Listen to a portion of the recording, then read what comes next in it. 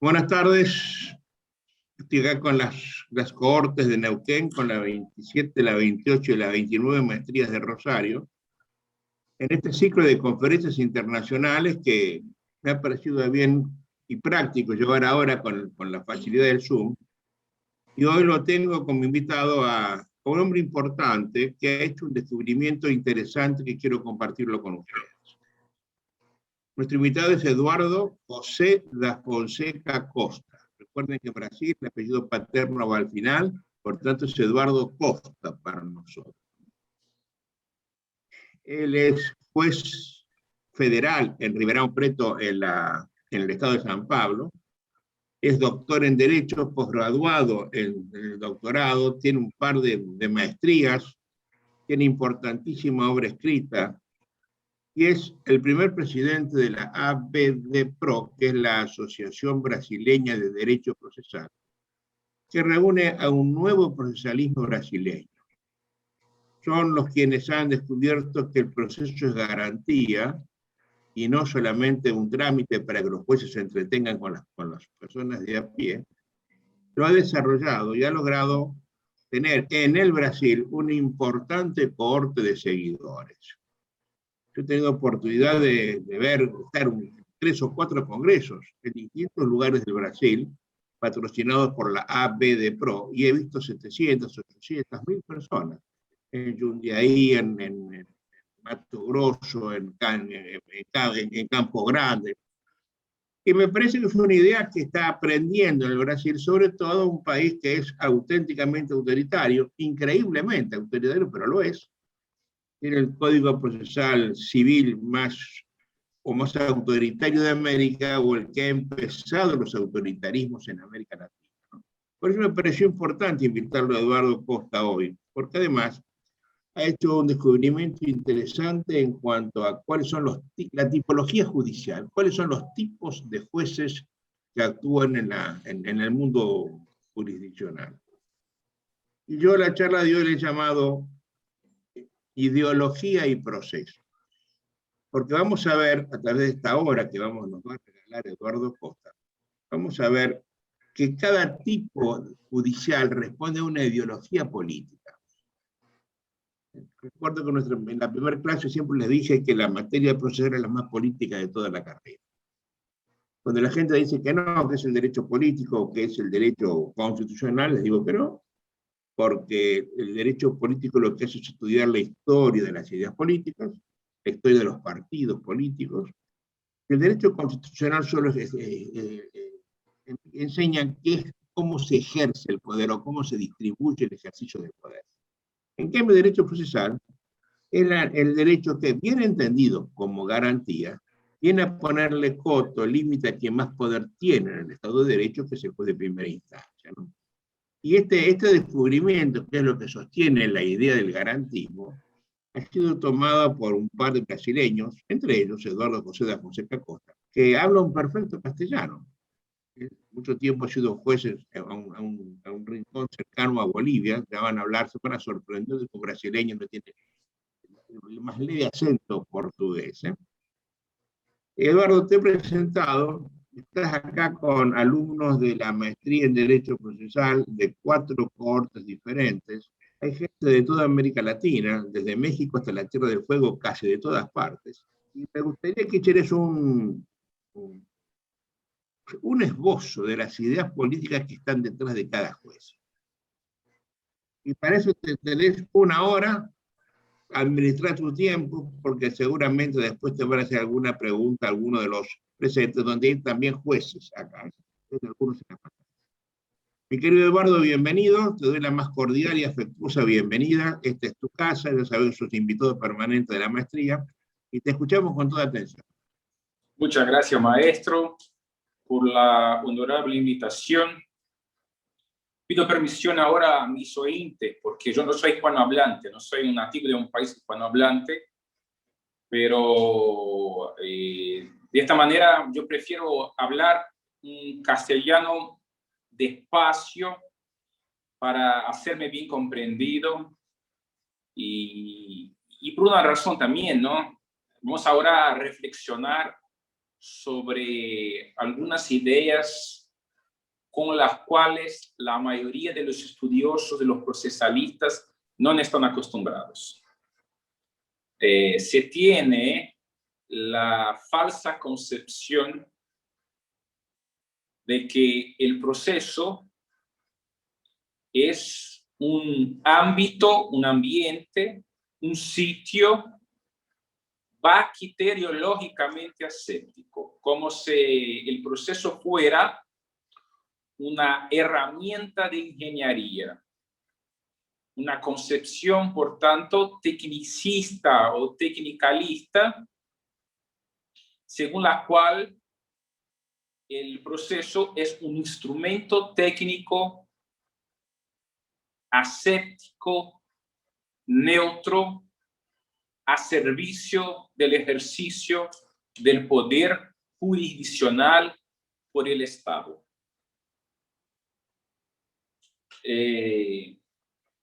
O sea, el proceso no tiene una carga de politicidad.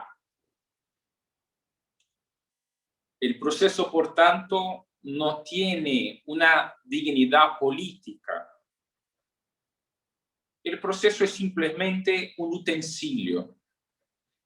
Esta naturaleza utensiliar del proceso sirve a algunos propósitos político-ideológicos no raros, casi siempre disfrazados. No raro, las técnicas procesales, entre comillas, porque esta expresión técnica procesal no tiene mucho sentido, tiene un contenido semántico vacío, nulo, es un nada semántico. En realidad, el proceso tiene una dignidad muy más importante de que esta. Y esta concepción neutralista, tecnicista, instrumentalista, sirve a concepciones político-ideológicas que ven el proceso como un instrumento a servicio de un gobierno de jueces, de una autocracia del jueces. Sirve, por tanto, a una estrategia retórico-argumentativa para el fortalecimiento de los jueces y de los tribunales.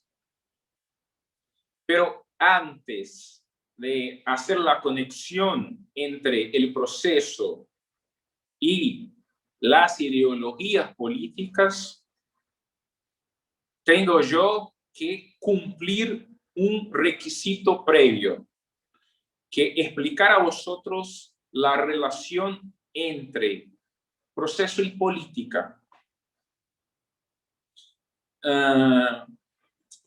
La palabra política es polisémica.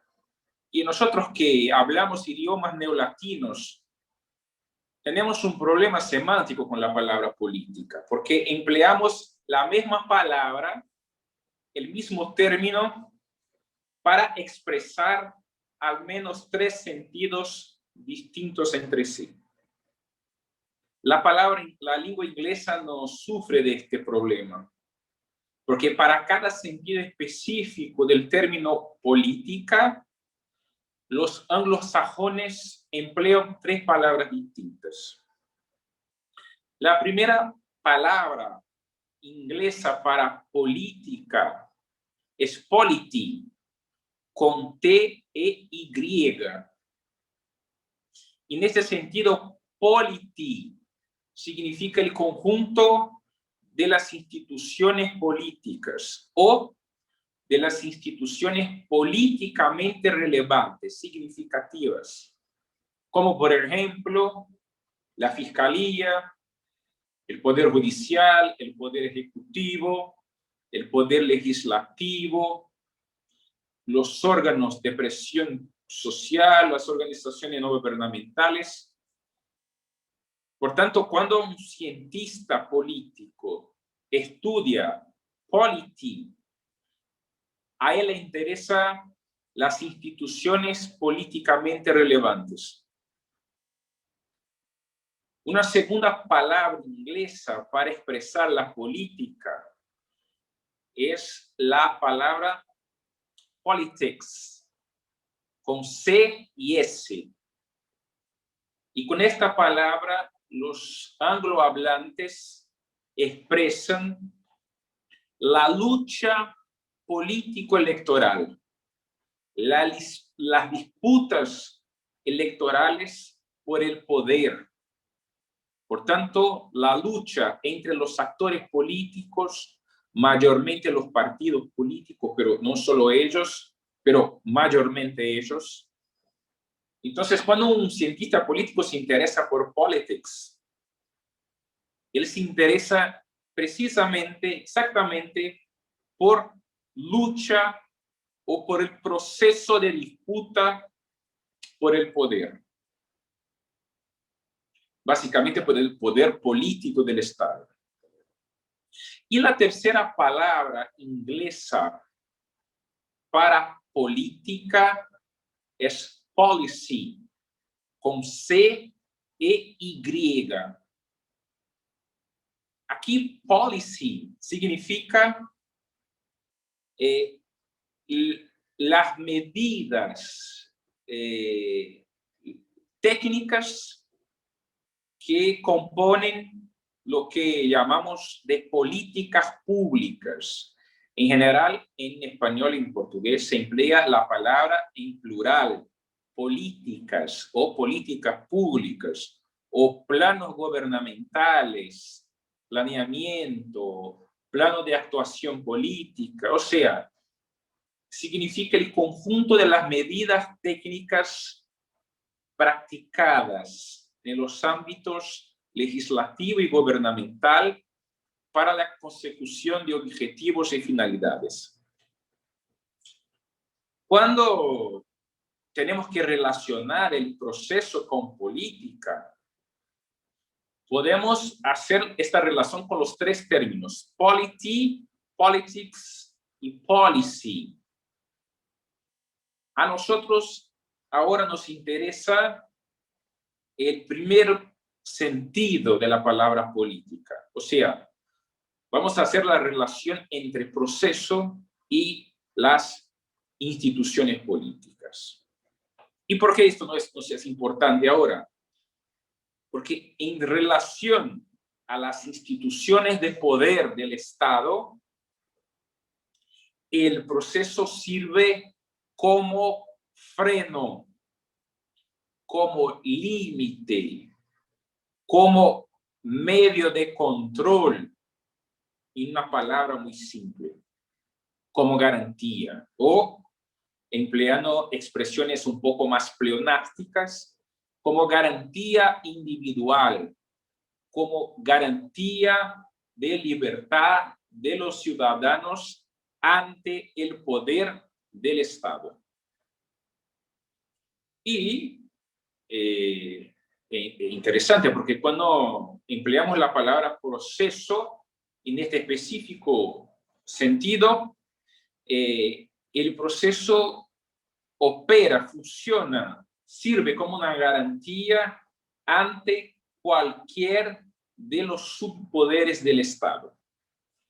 En general, tenemos una trisegmentación, un fraccionamiento tríplice del poder en tres subpoderes, que tradicionalmente llamamos de poder judicial o subpoder judicial o jurisdiccional, poder administrativo o subpoder administrativo y poder legislativo o subpoder legislativo.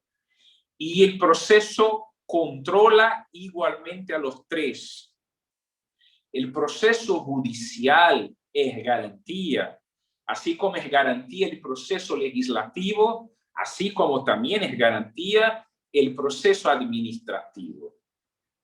El proceso legislativo controla el arbitrio del poder legislativo, así como el proceso judicial controla y limita el arbitrio del poder jurisdiccional, así como también el proceso administrativo controla el ejercicio arbitrario de las funciones administrativas por el Estado. Porque la idea de proceso está conectada a la idea de reflexión. El proceso es el antónimo perfecto del impulso, del instinto, de las animalidades, de las ancestralidades, porque el proceso permite la deliberación bajo un razonamiento. El proceso impide el impulso, impide la práctica de entrega de la tutela jurisdiccional, de la tutela legislativa o de la tutela administrativa por medio de un único acto, de un único impulso. El proceso trabaja bajo una lógica de baja velocidad, de baja valencia emocional, de alta reflexión, de alta ponderación. Y, por tanto, el proceso tiene per se una vocación anti o contraarbitraria. El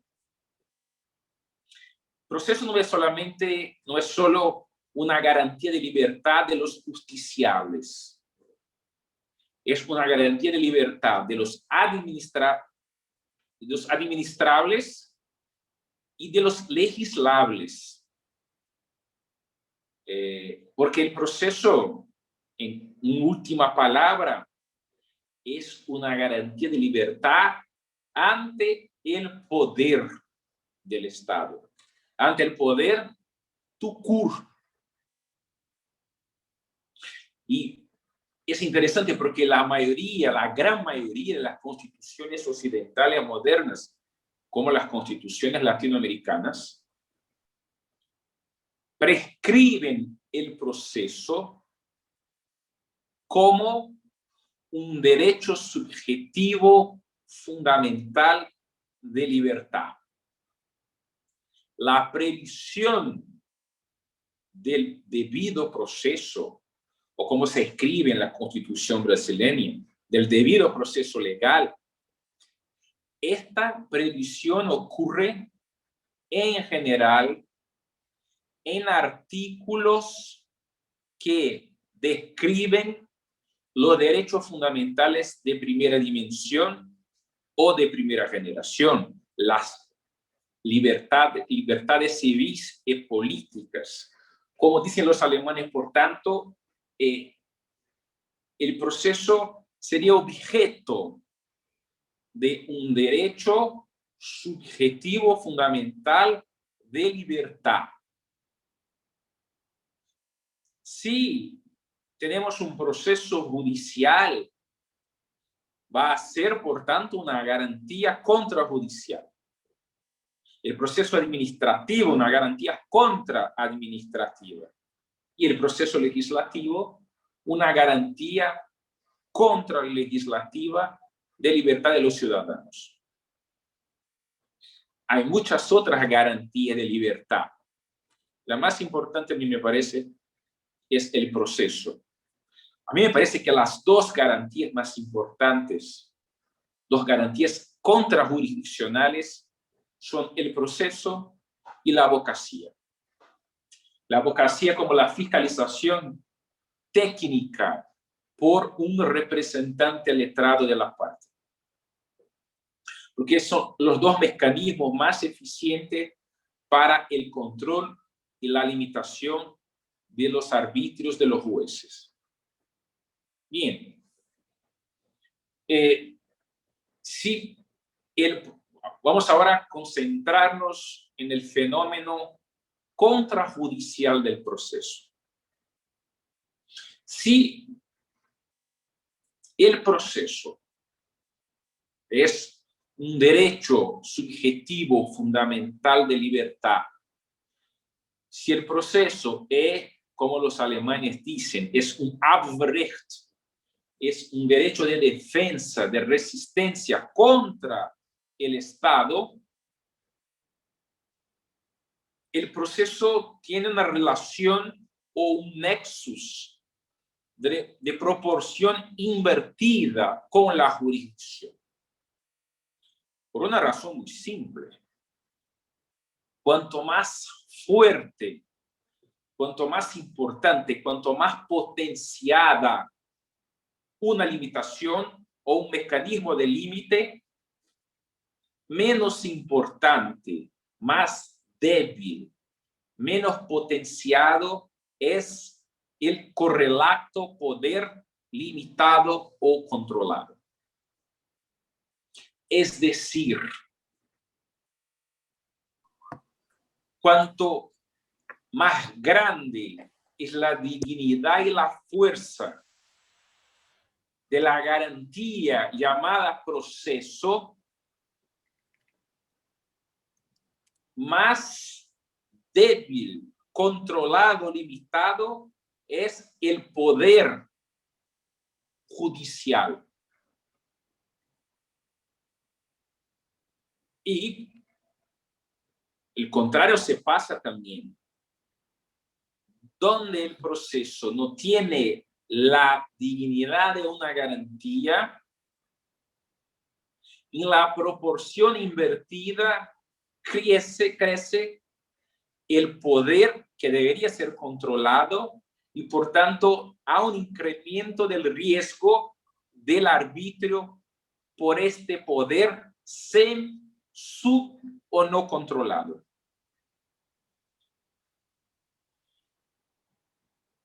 En verdad, las concepciones que mira el proceso como un utensilio, una herramienta, un instrumento a servicio de la prestación jurisdiccional,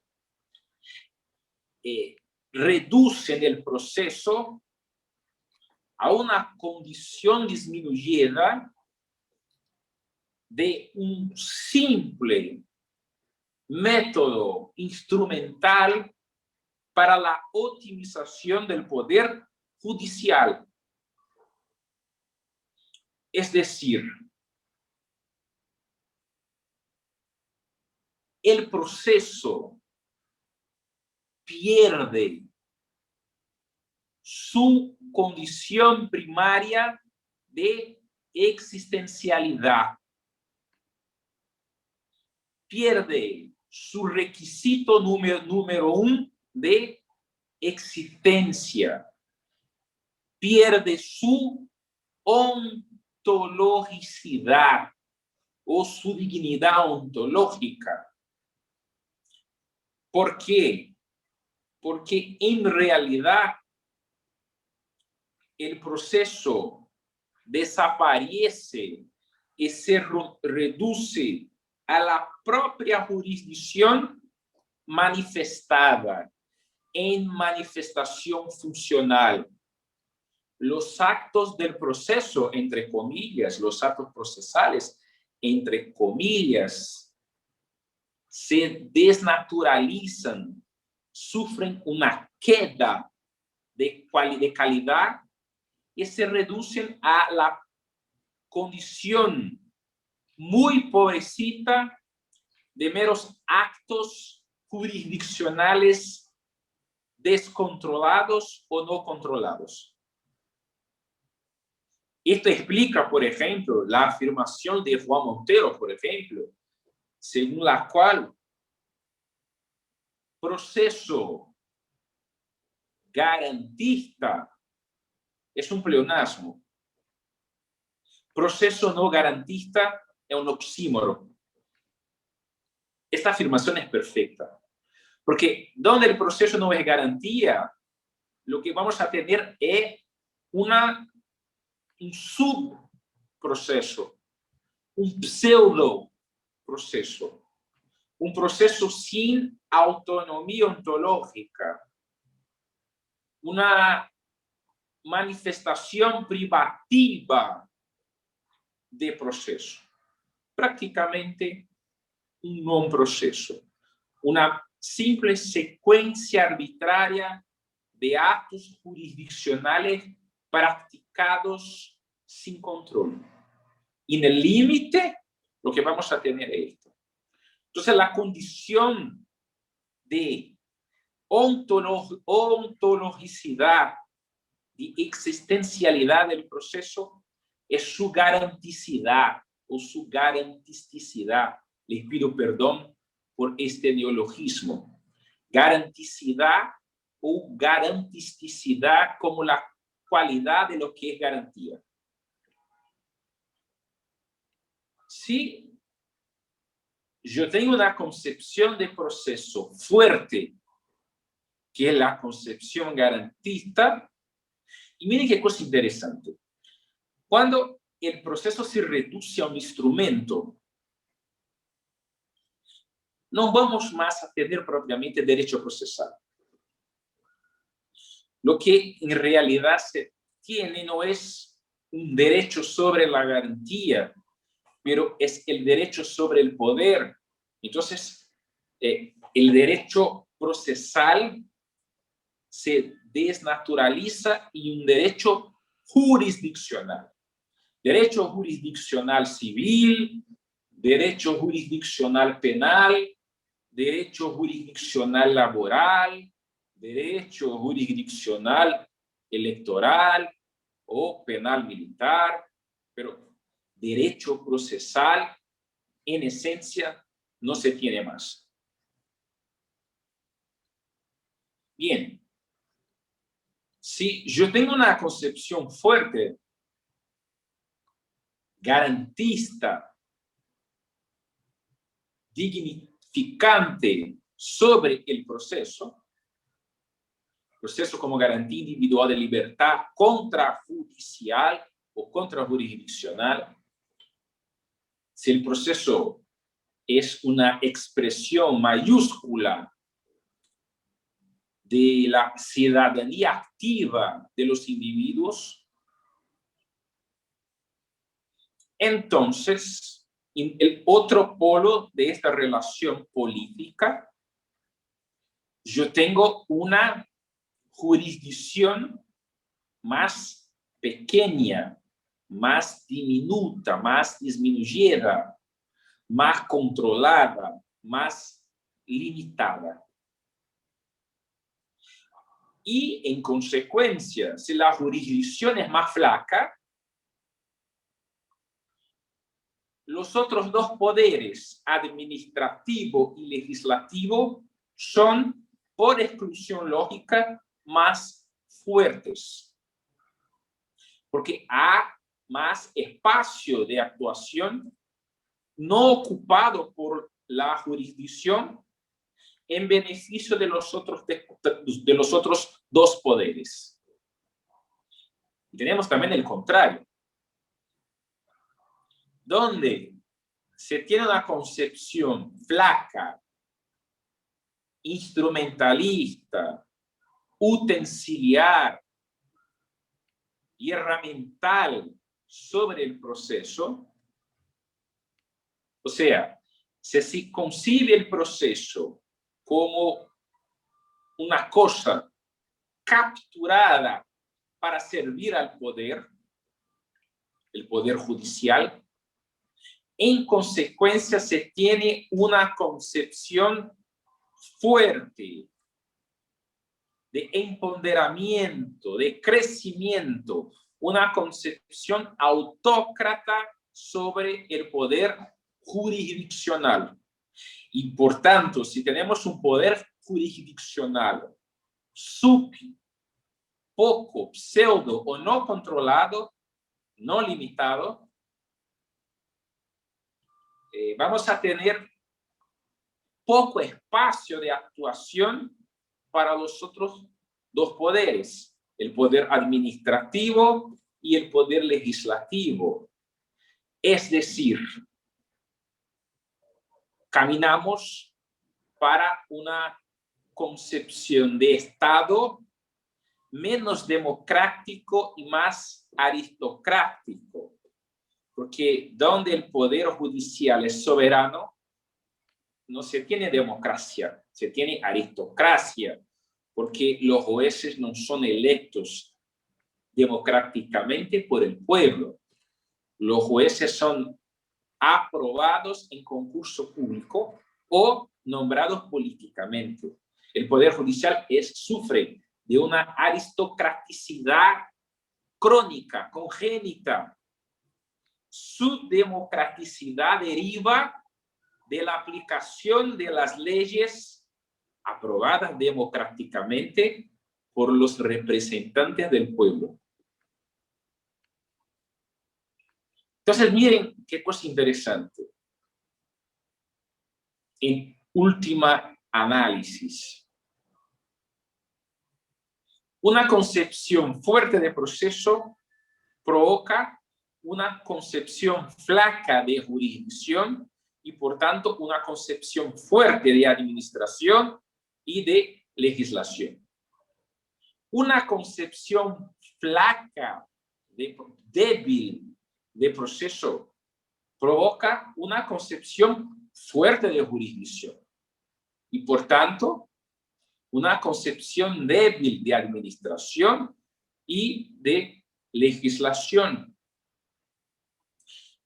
En otras palabras, los modelos de proceso nos conducen a un modelo de jurisdicción. Los modelos de jurisdicción nos conducen a un modelo de Estado y, en consecuencia última, un modelo de proceso nos conduce a un modelo de Estado. Y, como no podría ser distinto, todo modelo de proceso nos conduce a una concepción política. Y esto explica por qué no es auténtica, verdadera, genuina la noción de proceso como un instrumento técnico, aséptico, bacteriológicamente neutro e inmune a influjos políticos y, por tanto, a influjos político-ideológicos. Por tanto, ni siempre los productos que se venden como productos tecnicistas lo son. No raro son opciones político-ideológicas indisfrazadas. No raro, algunos procesalistas no saben lo que venden. Eso es verdad. Porque siempre existen los cardenales, los que tienen conciencia de sus enseñamientos, de lo que está abajo, subyacente a sus modelos teóricos procesales. Y hay los otros, los ciegos, que reproducen acríticamente cosas que le parecen bonitas, lindas, bien intencionadas, y no tiene la exacta noción de las concepciones político-ideológicas que están por detrás de estos modelos teóricos. No hay concepción purista, neutra sobre el proceso, porque el proceso es límite al poder. Pero hay una otra cuestión muy importante, que es la siguiente. ¿Cuál es la concepción político-ideológica sobre el proceso que está positivada en las constituciones? Porque a mí no interesa la concepción ideológica personal del procesalista, del intérprete aplicador de las reglas sobre los procedimientos civil, penal, laboral, etc. Lo que me importa es la ideología positivada objetivamente en la Constitución. Bien, ni siempre una Constitución es ideológicamente homogénea.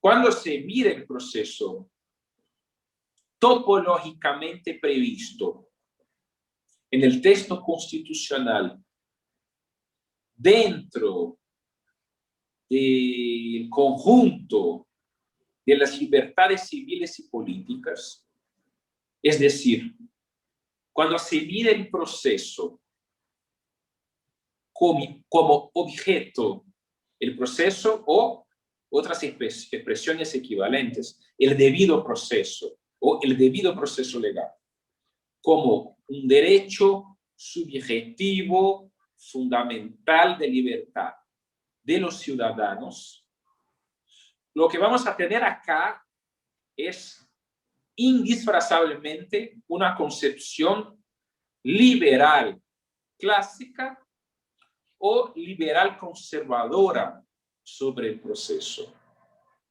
Aunque sobre otros institutos, la Constitución tenga una concepción no liberal. Pero cuando miramos solo el proceso, en general, las opciones políticas fundamentales plasmadas en las constituciones son opciones políticas liberales sobre el proceso. Proceso como garantía individual de libertad. El problema es que ni siempre los procesalistas están preocupados con esta honestidad intelectual. No raro, los procesualistas, conducidos por sus ideologías personales, intentan desnaturalizar esta concepción liberal garantística del proceso. Liberal o liberal conservadora. Son ideologías próximas, pero no son iguales. Pero las dos concepciones ven el proceso como garantía de libertad del ciudadano. El problema es que ni siempre el procesualista entre comillas, ¿no? Porque muchas veces lo que tenemos no son procesalistas que miran el proceso como una entidad con autonomía ontológica. Lo que se suele ver son pretensos supuestos procesalistas, que en esencia son jurisdiccionalistas. No son juristas a servicio de la garantía, del control, del límite. Son juristas a servicio de la optimización, o de esta palabra que está en la moda, del empoderamiento de los jueces. Hay un problema epistemológico terrible acá, ¿no? Porque hay una manipulación estratégico-ideológica del sustantivo procesalista, como en tesis el jurista profesional del proceso. Lo que tenemos muchas veces son juristas profesionales del poder, a servicio del poder judicial del Estado. Y estos juristas a servicio del poder cultivan, tienen fe, creen en ideologías autoritarias y no raro, eso se pasa especialmente en Brasil. Acá tenemos un grupo, y pienso que se pasa lo mismo en Argentina, en Uruguay, en Paraguay y en todos los demás países latinoamericanos. Hay un grupo grande, bien dimensionado de juristas, de jurisdiccionalistas, que hace muchos años abandonaron la lucha política electoral. No les interesa más el convencimiento de los parlamentarios, de los gobernantes. Ellos transfirieron a los jueces la función mesiánica de disminuir la desigualdad social, de instituir las políticas públicas y por tanto, de transformar la realidad social. Y para estos juristas es muy importante, porque es estratégico que el poder judicial sea desproporcionalmente fortalecido.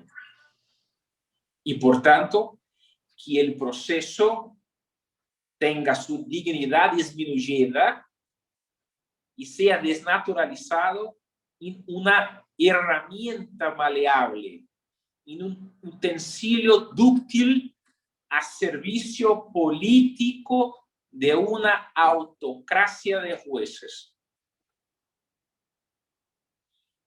Y entonces lo que vamos a tener son distorsiones interpretativas de la función constitucional del proceso.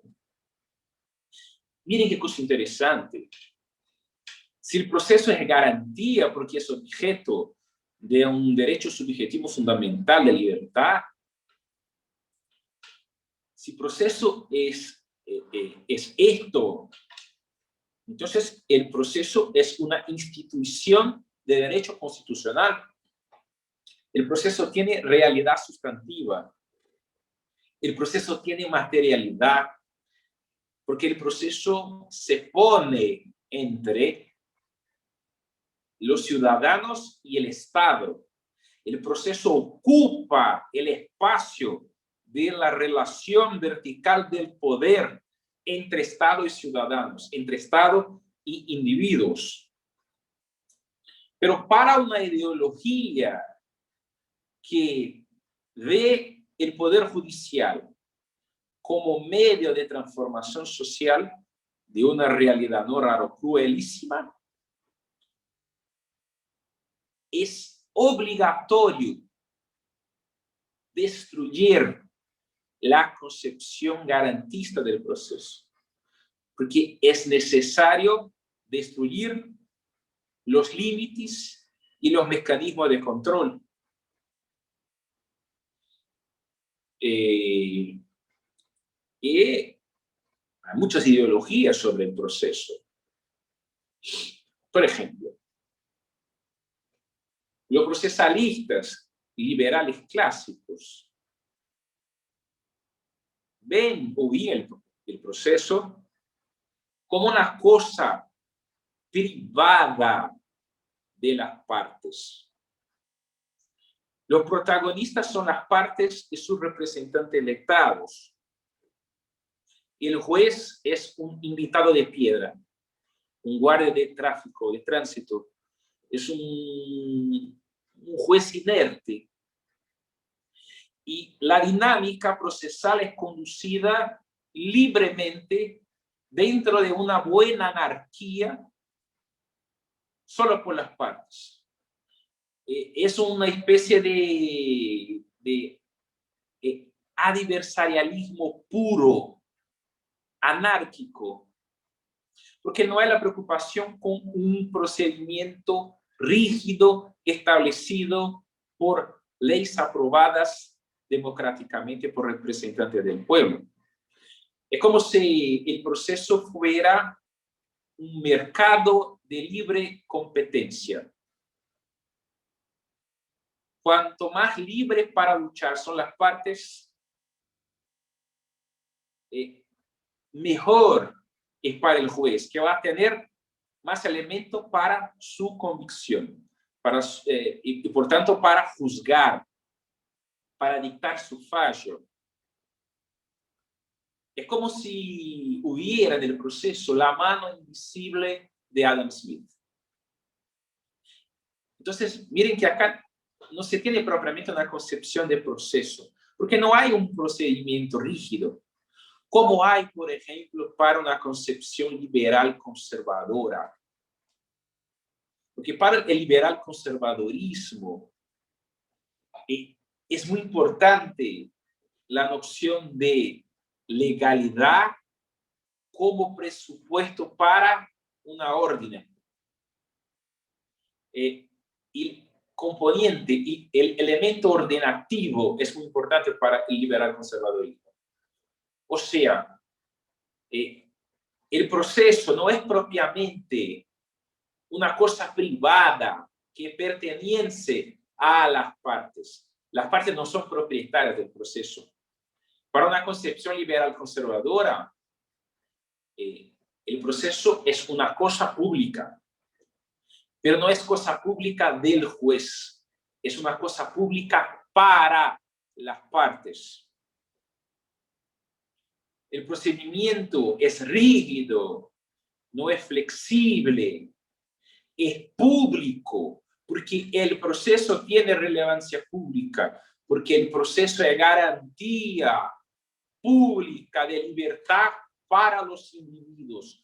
No sirve al Estado, aunque sea público, sirve al Estado cuando el Estado actúa de manera arbitraria. No debemos hacer la confusión entre lo que es público y lo que es del Estado. El proceso es público porque es un bien común del pueblo para el uso ordenado de los ciudadanos para debatir sus causas. Y a mí me parece, bajo una mirada ideológica, que el garantismo procesal tiene una afinidad electiva con esta concepción menos liberal clásica y más liberal conservadora. Por ejemplo, hay una otra concepción ideológica más odierna, más contemporánea, está en la moda, que es una concepción de liberalismo del Estado o neoliberal, que es la concepción business del proceso, como si el proceso fuera una empresa, como si la actividad jurisdiccional fuera una actividad económica, y como, por tanto, si el juez fuera un CEO, un Chief Executive Officer. La palabra mágica de esta concepción es la palabra eficiencia, ¿no? El eficientismo procesal, en verdad, un eficientismo jurisdiccional es tal vez la tendencia más moderna del activismo judicial, de la concepción débil del proceso. Porque aquí el proceso es no una cosa privada de las partes, ni cosa pública para las partes. Es una cosa privada, pero es cosa privada del juez, como si el juez fuera un empresario, un invertidor, un hombre de negocios. Y es por eso que hay una preocupación con productividad, con la cultura panconciliatoria, la conciliación a cualquier propósito, a cualquier precio, con el objetivo de reducir los números de los procesos en los órganos judiciales. Y hay otras concepciones autoritarias más tradicionales, ¿no? Esta concepción neoliberal eficienticista, es una concepción autoritaria más soft, porque está siempre disfrazada y una imagen bien intencionada de productividad. Hay algunas palabras performáticas, ¿no? Muy seductoras, como consecución de metas, productividad, flexibilidad, juez plástico.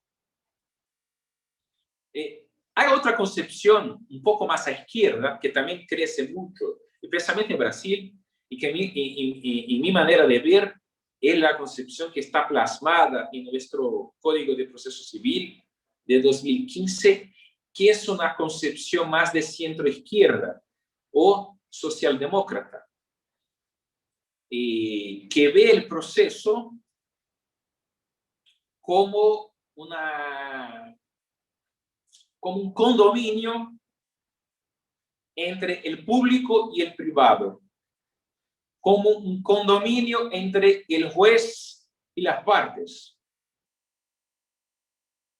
que es la idea de que el proceso es un ámbito de cooperación.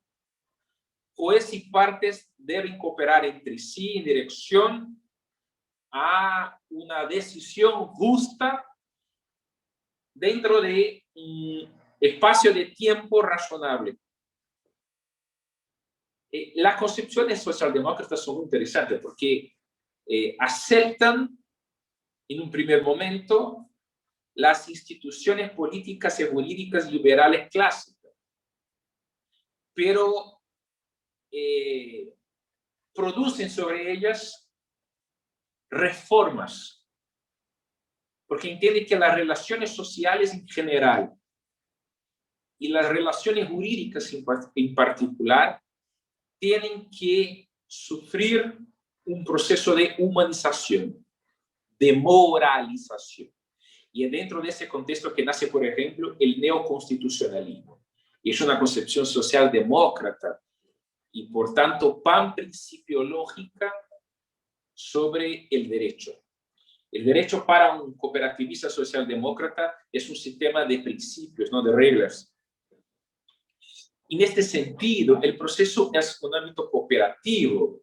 El juez es un juez amigo. Un juez tan amigo y tan interesado en la descubierta de la verdad y tan interesado en la producción de la justicia. Y es interesante porque los cooperativistas no tienen una concepción de justicia. Emplean performativamente la palabra justicia para justificar los más diferentes arbitrios, pero no definen, no tienen una concepción filosófico-axiológica sobre lo que es la justicia. Y por tanto, es una palabra performática sin control objetivo racional. Para esto, por tanto, el proceso no es cosa pública, tampoco cosa privada. El proceso es una cosa público-privada, es una cosa mixta. Todos colaboran entre sí. Las partes tienen función probatoria, el juez también. Las partes producen contradictorio, el juez también. O sea, hay un trabajo simétrico entre jueces y partes. Solo hay asimetría cuando el juez tiene que fallar, tiene que producir una sentencia, tiene que juzgar. Y a mí me parece, al menos en Brasil, es la concepción más creciente y la concepción más fuerte en nuestro Código de Proceso Civil, que sin duda es el Código de Proceso Civil, o como yo prefiero, el Código de Procedimiento Civil más autoritario de nuestro continente tan pobre y tan desgraciado. Y hay otras concepciones autoritarias también más clásicas, ¿no? Como una concepción socialista. Para un procesalista, entre comillas, ¿no? Para un jurisdiccionalista socialista, el juez tiene que ser titular de poderes plenipotenciarios, porque el proceso es un instrumento a servicio de los más pobres.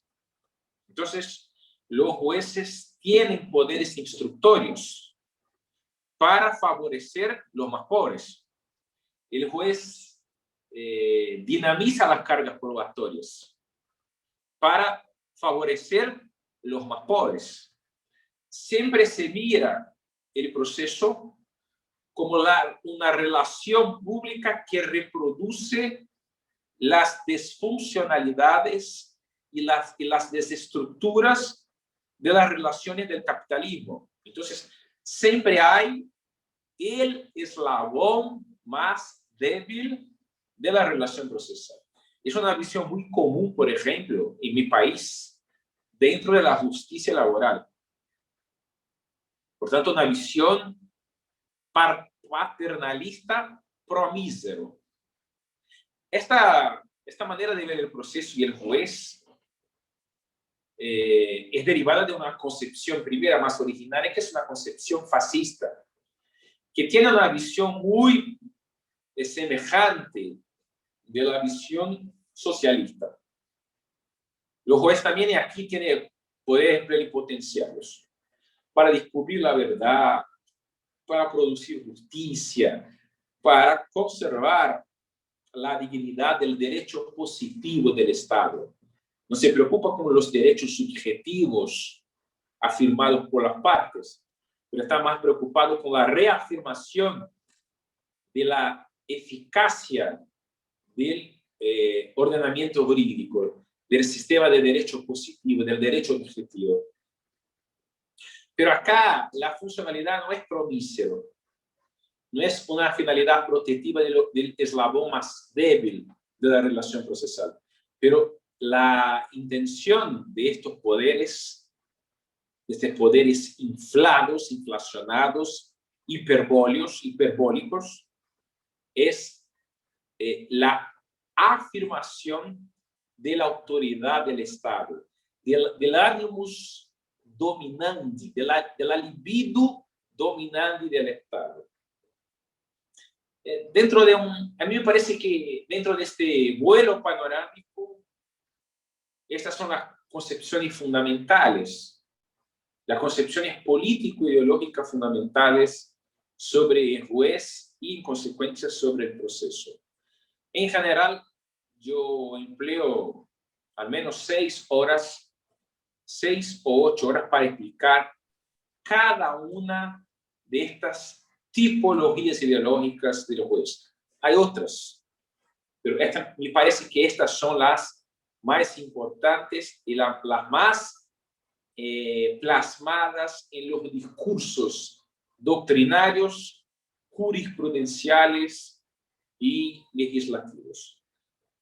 Os agradezco muchísimo por la atención con la cual me escucharon, y eventualmente estoy disponible para responder, para contestar alguna pregunta.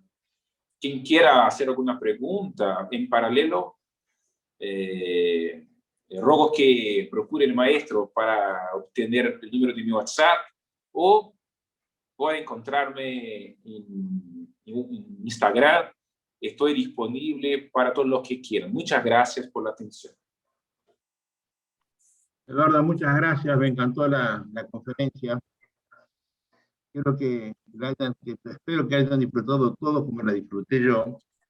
Me pareció de la mayor importancia para la formación jurídica de todos ustedes ser este abuelo de pájaro, explicación ideológica de los diferentes tipos de jueces que actúan en diferentes procesos. En el año pasado, Eduardo Costa dio estas 6 horas, las dictó en esta conferencia, dio 6 clases de 1 hora. Los invito a quien les interese el tema a visitar la biblioteca de nuestra academia, buscan Eduardo da Fonseca Costa, y están las 6 horas de conferencia ya grabadas para que puedan escucharlas con los detalles minuciosos del quehacer de cada uno de los jueces que están trabajando ideológicamente en bandos diferentes. Recomiendo también buscar en YouTube el conversatorio virtual que tuve yo con Eduardo sobre el mismo tema, y que está entre los 180 conversatorios que ya tengo puestos en YouTube. Entre ellos busquen Eduardo Costa y pueden encontrar. Bueno, ahora habilito una tanda de preguntas. Si alguien quiere hacer alguna pregunta, levanta la mano, por favor, y aprovechenlo. Estamos 10 minutos más para que no lo pierdan de vista a Costa. Por favor, preguntas de ustedes.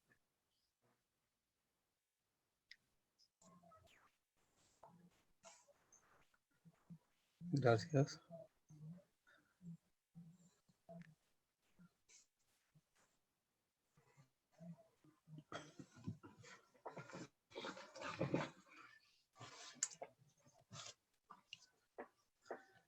¿No hay preguntas?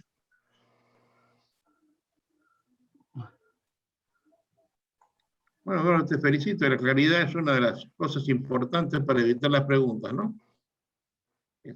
Gracias de nuevo, Eduardo. Ya vas a recibir de parte nuestra una constancia de ser profesor invitado de esta maestría.